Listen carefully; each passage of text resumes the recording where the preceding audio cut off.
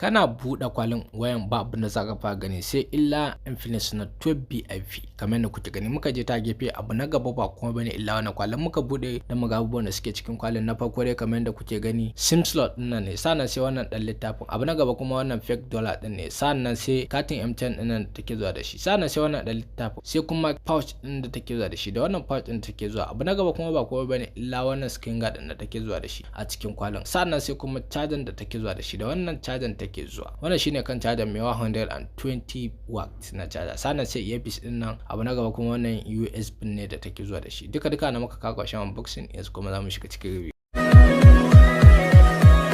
Kamfanin Infinix shi launching din Note 12 BIP a 2022 May 16. Shi releasing din shi a kasuwa ne a 2022 July 13. Yanayin weight ɗinta ma'ana nauyinta 199 kg ne. Build ɗinta na gaba glass ne, bayan ta ma shi ma glass ne, sannan frame ɗinta da take zuwa da shi na plastic ne.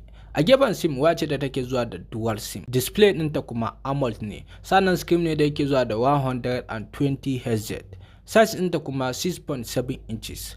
A gefen resolution wace da take zuwa da 1080 x 2400 pixels. A gefen platform wace da take zuwa da Android 12. Sa'annan muka koma gefen memory wace da take zuwa da card slot tana zuwa da shi. A internal storage ɗinta kuma tana zuwa da 128GB 4GB RAM, sannan tana zuwa da 256GB 8GB RAM. A gefen main camera wace da take zuwa da triple camera, ma'ana camera guda uku a ta bayan. Wannan camera guda uku na bayan farko yana zuwa da 108MP wide, na biyu yana zuwa da 13MP ultra wide, na uku yana zuwa da 2MP deep.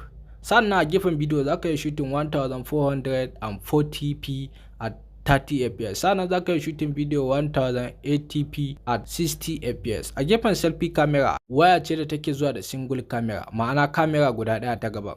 Wannan camera guda ɗayan na gaba yana zuwa da 16MP wide ne. A gefen video za ka yi shooting video 1440p at 30 fps, sannan za ka yi shooting video 1080p at 30 fps. A gefen sound ba laifi waya ce da take zuwa da loudspeaker, sannan waya ce da take zuwa da 3.5mm jack. A features ɗinta waya ce da take zuwa da sensor fingerprint side mounted. A gefen battery tana zuwa da 4500 mAh. Ita dai Infinix Note 12 BIP tana zuwa da kaloli ne guda biyu. Na farkon tana zuwa da kayan gray, na biyun kuma tana zuwa da first black. Duka anan muka kawo ƙarshen unboxing da biyu na Infinix Note 12 BIP. Kada ku manta ku danna mana alamar subscribe, sannan ku taba mana alamar ƙararrawa domin da zarar mun dora sababbin bidiyon mu YouTube za su ke sanar da ku. Mun gode.